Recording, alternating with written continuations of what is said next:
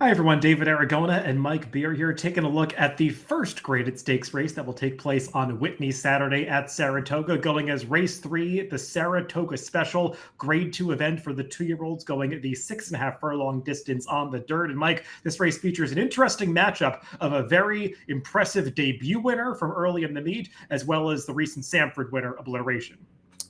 Be interesting to see how much the experience edge that Obliteration holds right now will come into play here, David, because I think it does make a pretty big difference. He's obviously been really good in his 2 starts, but Ewing was super impressive winning his debut. This race will go with a field of at most 5 runners. The unfortunate incident around Dazzle Doro takes him out of the race, and our thoughts go out to the connections of that horse. But still have the 2 main protagonists in here, Ewing and Obliteration. Mike, they're both horses with early speed, and we'll take a look at the Timeform US pace projector. And Mark Casse was saying prior to Ewing's debut that he thinks he's a horse that can rate. He would have loved to rate on debut, but he just wasn't sure if they'd be able to rate in the early speed that he had against that field. And I don't know if he's going to have an opportunity to rate here, given the fact that he's drawn inside of his main rival. Yeah, I don't think it would make a lot of sense either to rate him in this race, David. They're going to run him here. He's got the rail here. He obviously has plenty of speed. The way that this race is shaping up here, at least on paper, they probably just got to break running here and see what happens. Well, let's talk more about Ewing and start with him as we go through the contenders for this race. Mike, he made his debut at odds of 1-5 early in July and delivered as billed. I mean, he's a horse that had attracted a lot of hype based on not just his 2-year-old sales work, but after that, his workouts in the mornings at Saratoga leading up to this debut. And he just showed off that easy speed that he had displayed in the mornings. In the afternoon, he was obviously not facing the toughest maiden field here, but you had to like the way he did it visually, just drawing off without really being asked. I was diving into some stats for Mark Casse. Not the best move for him coming back off a debut win with a horse that just won first time out as a 2-year-old. Yeah, it's not an easy thing to do to get these horses to come right back and win, and especially when you're going to run them right in a stakes race. And Casse likes to do that a lot too. So I'm not surprised those numbers aren't great. Listen, this horse can clearly run. He was really, really good on debut. He got a figure 4. He's got tons of talent. He's got the rail here. So again, I expect him to go in this race and just see, if he can make the front here and hold off a really good horse in Obliteration. He does have to get an extra furlong here too. I don't think that's anything to, to sort of gloss over. It's not an easy thing to do. The number 2, Comport, already has some stakes experience under his belt. He was the runner-up in the Bashford Manor at the end of the Churchill Downs meet in June. Mike, this horse ran well on debut, and what struck me out watching both of his replays was that he just appears to be really professional. He breaks sharply from the gate. He's gotten good trips for himself. But having said that, I wonder how much upside there is left with this horse.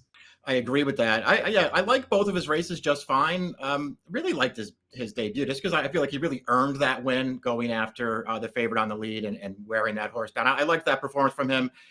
He ran fine in the Bashford Manor last time. I don't think if he just repeats that here, it makes him a serious contender. We'll see if he can improve.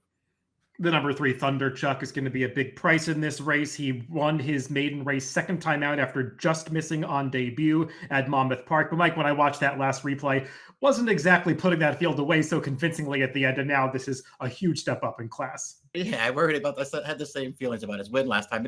You wanted to see him maybe win a little more convincingly than that. He's run okay in both of his starts. This is a tough spot.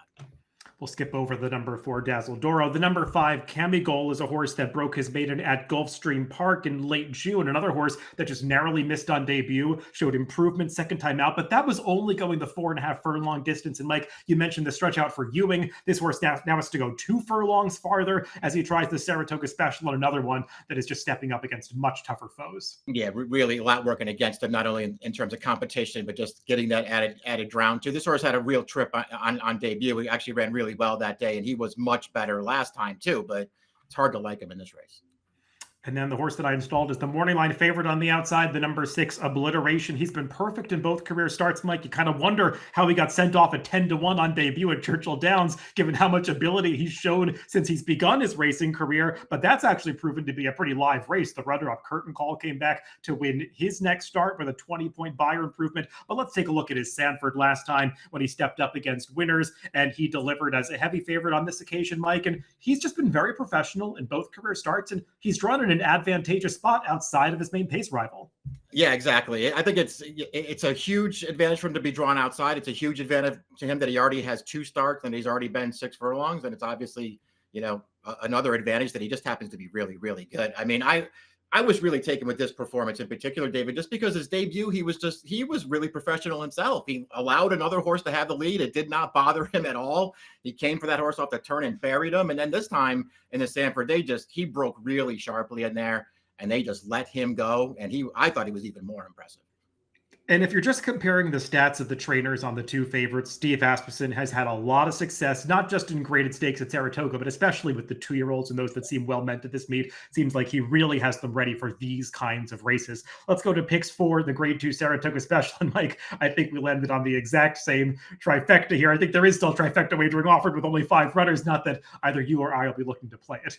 No, absolutely not. I'm going to go with obliteration. I think he has too many things going in his favor. I'll be very interested to see if Ewing can make a race of it. 6-1-2 for me, and the same trifecta for Mike in the Grade 2 Saratoga Special, race 3 on Whitney Saturday at Saratoga. Good luck if you're playing the races this weekend.